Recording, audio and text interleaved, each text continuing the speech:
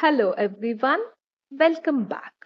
Today we are given a circuit containing a 5 volt voltage source, 3 resistors of 2 kilo ohm each and a 1 milliamp current source.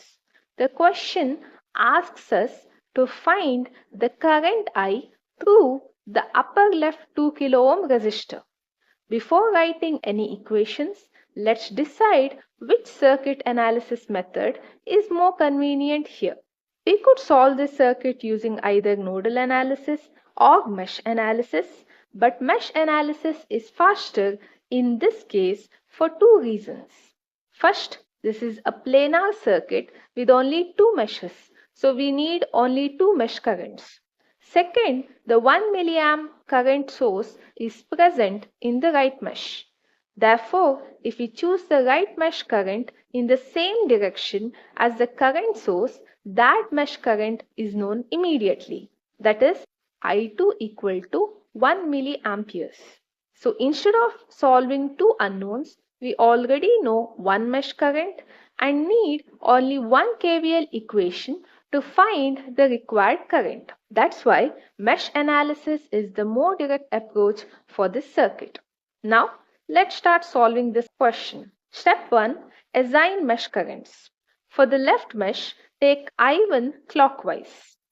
For the right mesh, take I2 anti-clockwise. Notice that I2 is in the same direction as the 1 milliamp current source. Therefore, I2 equal to 1 milliampere.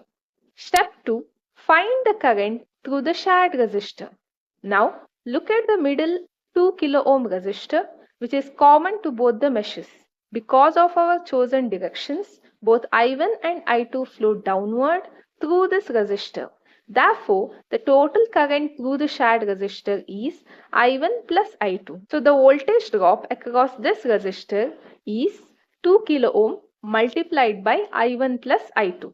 Therefore, when we apply KVL to the left mesh, we obtain 2 kilo ohm into I1 plus 2 kilo ohm into I1 plus I2 equal to 5.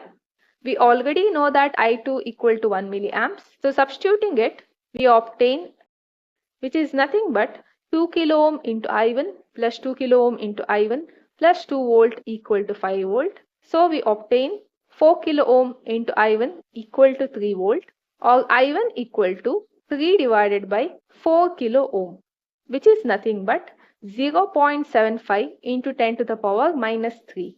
Hence, I equal to 0.75 milliamps. So the answer is option B.